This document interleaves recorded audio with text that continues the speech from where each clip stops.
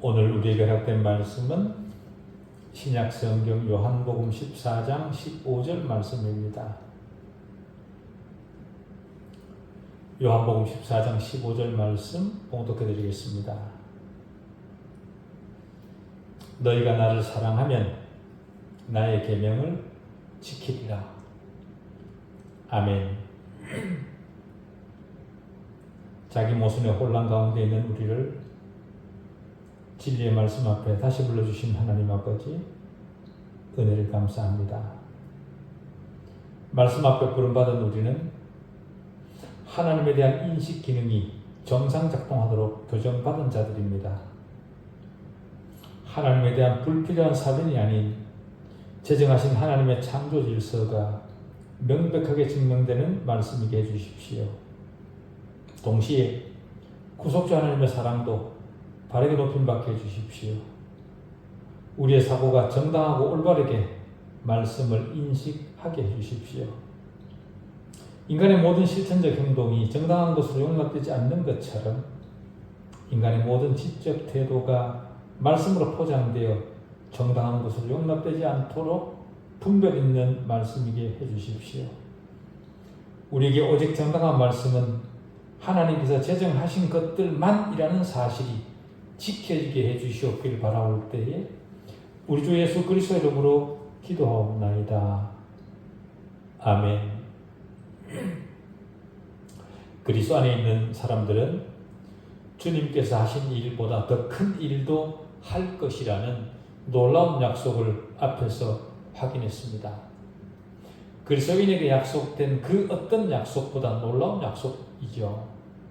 거기다가 또 주님의 이름으로 구하고 기도하는 것은 무엇이든지 행할 것이라는 약속도 받았습니다. 그러나 주님의 이 약속들에는 조건이 있습니다. 다시 말해 조건부 약속입니다. 그리스도인들이 조건을 충족시키지 못하기 때문에 그 약속의 충만함을 누리지 못하고 있죠. 이 요한복음 14장에는 몇 번의 약속과 그 조건들이 있습니다.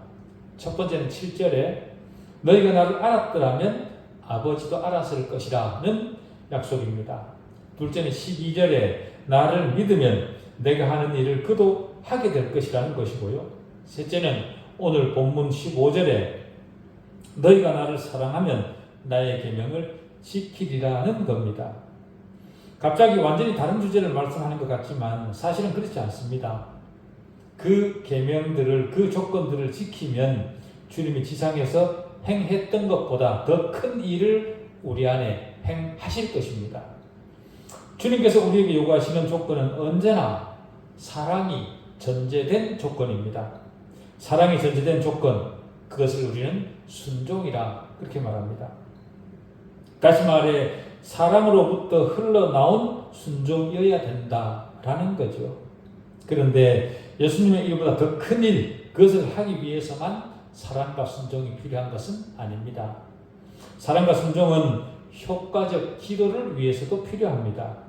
바로 앞에서 주님은 내 이름으로 무엇이든지 내게 구하면 내가 행하리라고 하셨습니다. 거기에서도 하나님으로 하여금 영광을 얻으시도록 하는 효력 있는 기도의 조건들을 표현하셨습니다. 그 조건에도 사랑과 순종이 해당됩니다. 만일 우리가 하고자 하는 일이나 기도가 두 조건, 즉 사랑과 순종을 전제로 하지 않는다면 우리의 모든 시도는 응답받지 못할 것입니다. 사랑은 참된 믿음의 원천이고 참된 기도의 목표입니다. 그렇기 때문에 그리스도인이 하는 모든 일과 기도의 목표는 사랑이어야 된다라는 겁니다.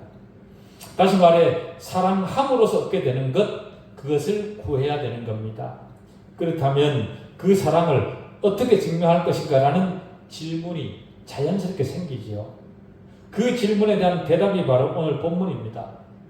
다시 말해 주님의 뜻을 행함으로써, 즉 주님의 계명을 지키는 것으로서 사랑이 입증된다는 겁니다. 사랑과 순종이 주님의 계명입니다. 이 두 가지가 목표가 되지 않으면 우리의 모든 기도는 응답받지 못할 것입니다. 반대로 우리의 궁극적 목적이 사랑과 순종이라면 우리의 기도는 응답받을 것입니다. 요한은 요한일서 3장 22절에서 무엇이든지 구하는 바를 그에게 받나니 이는 우리가 그의 계명을 지키고 그 앞에서 기뻐하시는 것을 행함이라 그렇게 말합니다. 그런데 어떤 경우에는요, 그리스도께서 명하신 것을 행하는 일이 내 성향에 맞거나 또는 나의 이익에 유리한 것일 수도 있습니다. 바로 그런 이유 때문에 내가 그것을 행한다면 그것은 예수 그리스도를 섬기는 것이 아니라 내 자신을 섬기는 겁니다. 다시 말해 주님의 이름으로 내 이익을 도모하는 거죠. 주님이 사람의 그런 속마음을 분별하지 못하실 리 없습니다. 또 어떤 경우는 주님의 권위를 인정하고 주님의 은혜를 안전하게 확보하기 위해서는 이런저런 일을 해야 된다라고 어떤 사람이 나에게 말을 했다라고 생각을 해보십시오. 그럴 때 나에게 말한 사람의 말을 거역할 수가 없어서 주님의 권위를 인정한다면 그것은 주님의 계명이 아니라 인간의 계명을 지키는 겁니다. 그런 것에도 답해 주실 리 없습니다. 어쨌든 오늘 본문은 그리스도를 사랑하는 것과 그리스도의 계명을 지키는 것 사이에 바른 관계에 대해 잘 가르쳐주고 있습니다. 또 그리스도를 사랑하는 것과 그리스도의 계명을 함께 지키는 것이 무엇을 증거해 주는지도 가르쳐줍니다. 정말 우리가 예수님을 사랑한다면 우리는 주님의 계명을 지켜야 됩니다. 의무적으로 겨우 지켜내는 것이 아니라 주님을 진심으로 사랑하면 주님의 계명을 지키는 것이 가장 큰 기쁨이 됩니다. 그럼에도 이 은혜의 시대에 주님은 사랑의 주님이시지 계명을 지키라고 강요하시는 주님이 아니라 그렇게 말하는 사람들이 있습니다. 다시 말해 반율법주의를 주장하는 그런 사람들이죠. 반율법주의 혹은 무율법주의는 기독교 율법은 폐기되었다라고 주장하는 사람들의 주장입니다. 그러나 그 주장은 기독교를 크게 왜곡시키는 시도입니다. 이들의 주장은 하나님 말씀에 있는 계명들은 기독교에 대해서는 아무 소용이 없다라는 관점입니다. 율법 무용론이라 그렇게 말하기도 하죠. 이 관점은 율법과 은혜를 대조시키되 율법의 가치를 완전히 없애버리는 방식으로 모습을 드러냅니다. 그래서 은혜의 이름으로 거룩하시고 공의로우신 은혜의 하나님을 지워버리는 겁니다. 율법은 은혜의 원수이고 신의 산의 하나님은 엄격하고 모든 것을 하지 못하게 하는 신이기 때문에 피조물들에게 무거운 멍에를 지우는 분이라 그들은 그렇게 말을 합니다. 그러면서 신약 성경의 하나님은 그런 모습을 전혀 드러내지 않으며 오늘날 윤리적 체계를 위한 유일한 지침은 사랑이라 그렇게 강조를 합니다. 이런 주장을 하는 단체에서는 하나님의 계명에 불순종하는 것을 완전히 용납합니다. 대표적 집단이 바로 우리가 잘 알고 있는 구원파 이단입니다. 그들은 주님께서 십자가에서 하신 일이 율법을 없앤 것이라고 주장을 합니다. 십자가에서 율법을 폐기했기 때문에 더 이상 우리에게는 죄가 없다는 겁니다. 그렇기 때문에 주님의 이름으로 무슨 행동을 하든 상관이 없다는 거죠. 그래서 그들은 모든 약속을 배척해도 아무런 죄책감이 없고 세상의 것을 더 많이 얻기 위해 무분별하게 행동을 합니다. 그들은 주장하기를 예수님께서 십자가에서 율법을 폐기했기 때문에 더 이상 그에게는 죄가 없다라는 사실을 깨닫는 것이 구원이라 그들은 그렇게 주장을 합니다. 성경 어디에 그런 말씀이 있는지 우리는 확인할 필요가 있습니다. 그러나 그들의 논리는 기괴하기 짝이 없는 그런 주장이죠.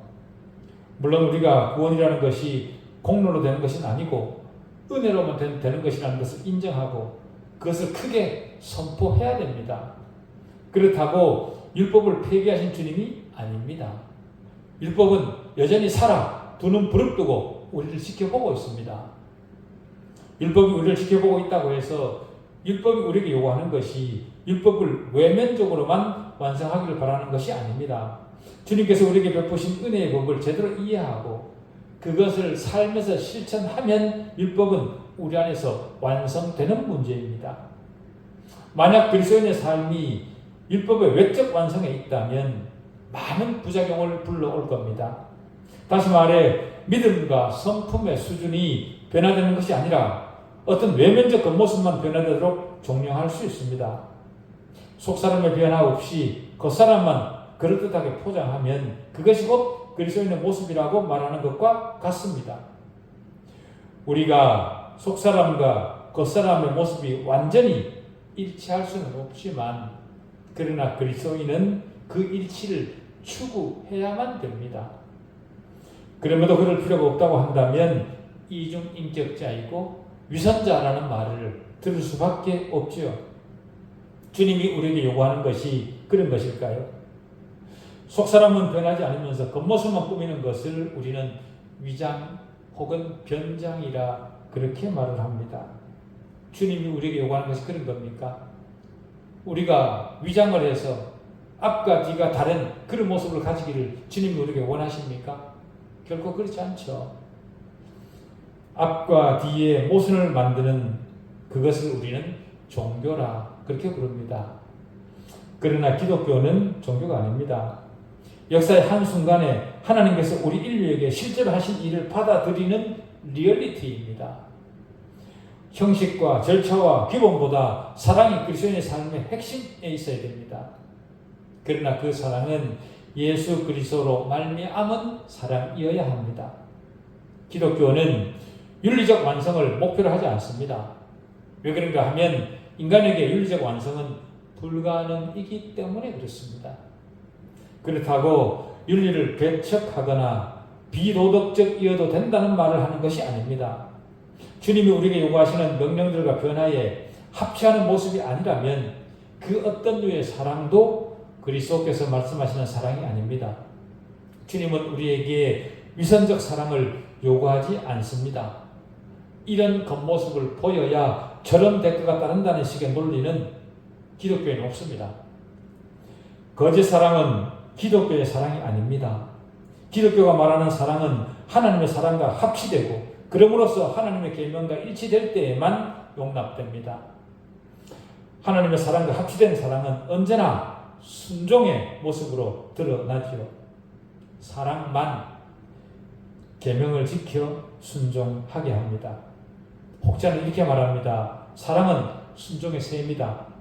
순종은 사랑의 확실한 소산이요 열매다. 순종은 복음의 도덕성을 구별시키고 복음의 도덕성을 다른 체계보다 높게 만드는 것이다. 그렇게 얘기했습니다. 사랑은 우리 마음속에 행동을 유발시키는 큰 힘이 됩니다. 그 큰 힘이 우리 마음에 있는 모든 반대 세력과 거짓과 적급한 일들로부터 우리를 건집니다. 오랫동안 청소하지 않은 마구간을 생각해 보십시오. 그 마구간을 청소하기 위해 삽으로 오물을 손수레에 퍼올려 나른다면 끝이 없을 겁니다. 그 일을 하다가 지치고 말겠지요. 그러나 강물을 마구간에 한 번에 끌어들인다면 단번에 그 마구간을 말끔히 치울 수 있을 겁니다. 사랑이 바로 그 강물 같은 겁니다. 그리스도의 사랑이 우리 마음에 들어오면 마음속에 숨어서 우리 마음을 더럽혔던 모든 음란하고 혼미한 것들을 단번에 쓸어내게 됩니다. 주님의 사랑은 나를 지배하고 있는 모든 악을 단번에 무력화시키고도 남음이 있습니다. 우리가 만일 주님을 참으로 사랑하면 우리는 주님의 계명을 지킬 것입니다. 여러분, 우리는 주님을 참으로 사랑합니까? 만일 우리가 그러하다면 자기가 원하는 것을 정당화시키려 하거나 이미 하고 있는 것을 정당화시키려고 애쓰지 않을 겁니다. 자기가 하고 있는 모순된 일에 대해 굳이 변명을 하고 그것을 굳이 정당화시키려고 애쓰지 않을 겁니다.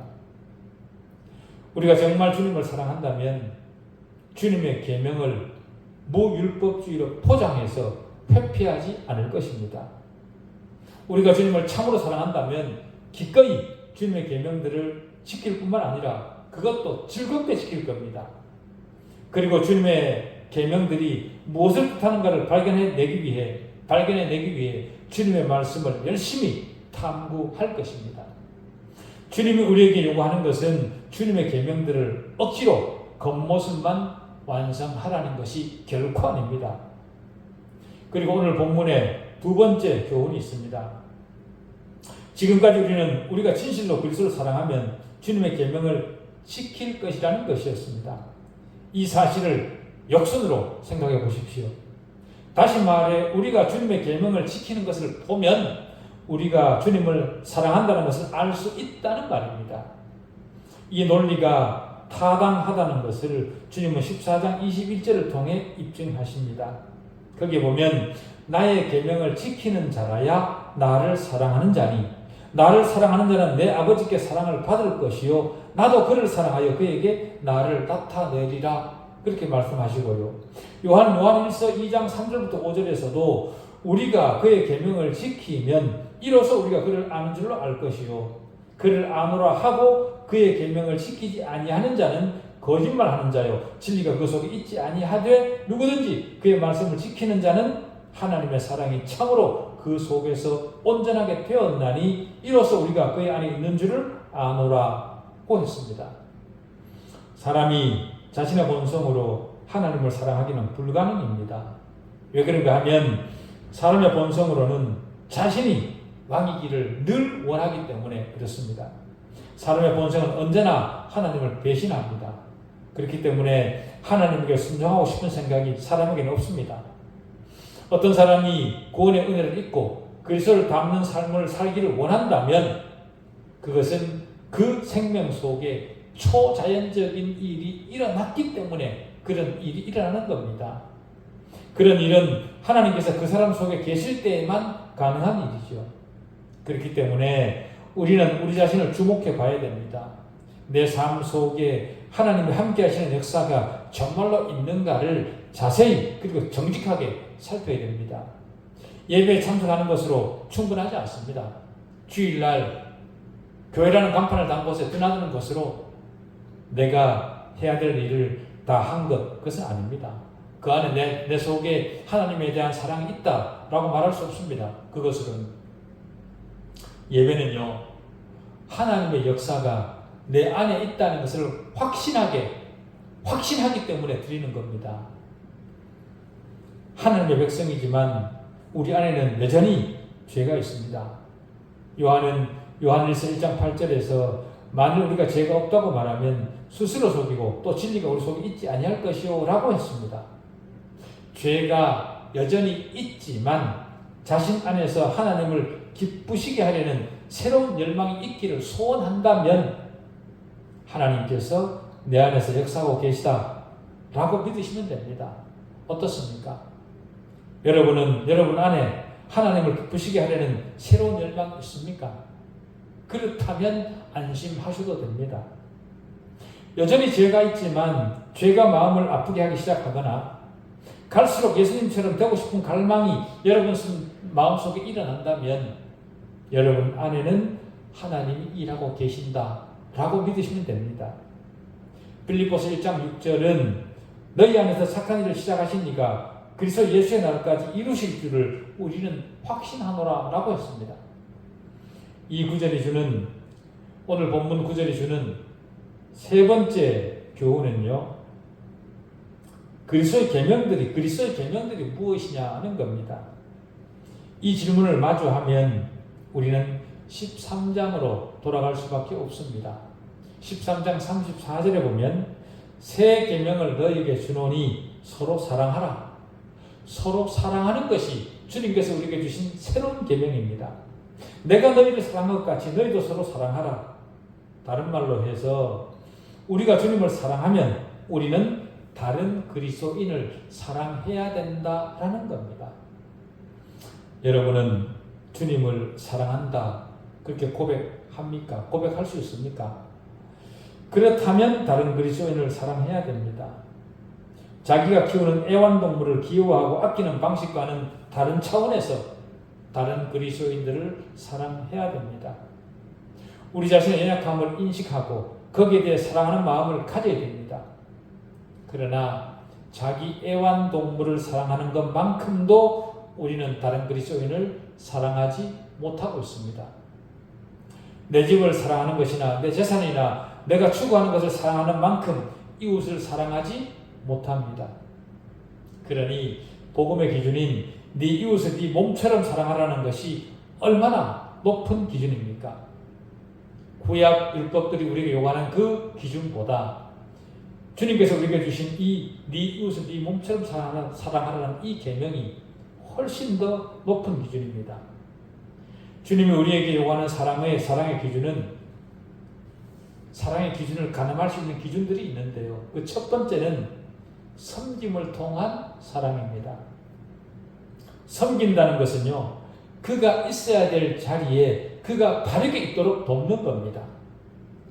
상대방이 그저 근거 없이 기분 좋도록 만들어주는 그런 것이 아니라 네가 있어야 될 정당한 자리를 찾아주는 바로 그것이 섬김이라 그 말입니다.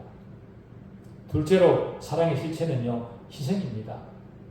희생이 따르지 않을 때만 섬기는 것은 사랑이 아닙니다.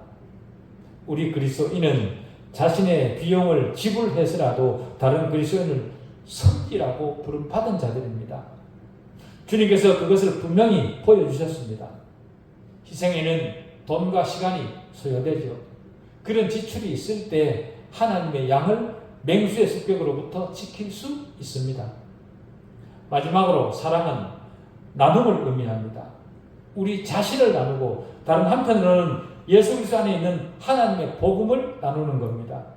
주님은 마가복음 16장 15절에서 너희는 온 천하에 다니며 만민에게 복음을 전파하라고 하셨습니다. 복음을 나누고 전하는 것은 선택이 아니라 의무입니다. 왜 그런가 하면 주님의 명령이기 때문에 그렇습니다. 다시 말해 예수 그리스도를 사랑하는 섬김과 희생과 나눔의 모습으로 그 사랑은 드러난다. 주님을 사랑하는 그 모습은 드러난다 라고 할 수 있습니다. 여러분, 너희가 나를 사랑하면 이라는 말을 다시 생각해 봅시다. 우리가 주님을 사랑하는 것을 어떻게 증명할 수 있습니까? 누군가에게 정말 주님을 사랑합니까? 라고 물으면 아주 겸손하고 또 정직하게 네, 나는 진실로 주님을 사랑합니다 라고 대답할 수 있습니다. 그렇다면 그 사랑을 어떻게 증명할 수 있습니까? 내가 주님을 사랑한다는 것을 증명할 수 있는 길이 있습니다. 다시 말해 다른 사람을 사랑함으로써 또 주님께서 원하시는 것을 행함으로써 내가 주님을 사랑한다는 것을 증명할 수 있다 그 말이죠. 나는 사랑할 거다 그렇게 다짐하는 것으로 그것을 반복하는 것으로 사랑할 수 있는 것이 아닙니다. 나는 감기에 걸리지 않을 거다 그렇게 말을 한다고 해서 감기에 걸리지 않는 것과 같은 거죠. 의무감으로 하나님을 사랑하려고 애쓰는 사람들이 있습니다. 그러나 그런 의무감으로 하는 사랑은 결코 성공하지 못합니다. 왜 그런가 하면 3일도 못 갈 것이기 때문에 그렇습니다. 사랑은 사랑이 있어야 사랑할 수 있는 것이지 의무로 되는 것이 아닙니다. 하나님은 우리를 사랑하셨기 때문에 아들을 내어주시기까지 하셨습니다. 나를 위해 하나님 어떤 일을 하셨는지를 정확히 헤아려 알면 우리는 저절로 주님을 사랑하게 되어 있습니다. 하나님은 자신의 모든 것을 우리를 위해 내어주셨습니다. 왜 그랬겠습니까? 우리를 사랑하시기 때문입니다. 나를 사랑하신 하나님의 사랑을 알면 우리는 주님을 사랑하게 되어 있습니다. 주님을 사랑하는 방법을 배우는 유일한 방법은 하나님께서 내게 어떤 사랑을 베푸셨는가를 알면 됩니다. 여러분 중에 구원받을 만한 자격이 있으신 분이 있습니까? 구원받을 만한 일을 하신 분 있으십니까? 아무도 없을 겁니다. 그럼에도 우리는 구원의 은혜를 입었습니다. 아무 한 일 없이 구원의 은혜를 입었다고 해서 그 구원의 은혜가 값싸게 느껴지십니까? 값 없이 주신 구원이라고 정말 그것이 값싼 것일까요? 우리 한 사람이 구원받기 위해 하나님의 아들이 대신 죽었습니다. 성경은 세계 그 어느 누구도 반박하지 못하는 진리입니다. 그렇기 때문에 성경이 말하는 것을 우리는 믿어야 됩니다. 성경은 우리가 가장 비열한 죄인 중에 괴수라 그렇게 얘기를 합니다. 그럼에도 불구하고 주님께서 우리 대신 죽으셨고 불의한 우리를 위해 의로우신 주님이 죽으셨다 그렇게 말을 합니다. 주님은 우리의 슬픔과 질고를 지셨습니다. 그가 찔림은 우리의 허물 때문이라고 합니다. 그의 상함은 우리의 죄악 때문이라고 합니다. 그가 징계를 받음으로 우리가 평화를 누리고 그가 채찍에 맞음으로 우리가 나음을 입었다고 합니다. 여러분 이 말씀을 믿으십니까? 주님은 저와 여러분을 그렇게 사랑하셨습니다. 우리는 성경이 말하는 대로 주님을 믿어야 됩니다. 성경이 말하는 대로 여러분들 믿습니까? 그대로 믿을 때 주님의 사랑을 알게 되고 주님을 사랑하게 될 것입니다. 그러니 주님 앞에 계산하지 마십시오. 계산을 한다는 것은 하나님 앞에서 계산을 한다는 것은 주님을 믿지 않는다는 것이고 주님의 사랑을 모른다는 겁니다. 하나님은 우리를 상대로 계산하지 않으셨습니다. 하나님의 그 사랑이 우리에게 해당된다는 사실을 믿으시고 계산하지 않고 하나님을 사랑할 줄 아는 우리 남은 인생이기를 바랍니다. 기도하시겠습니다.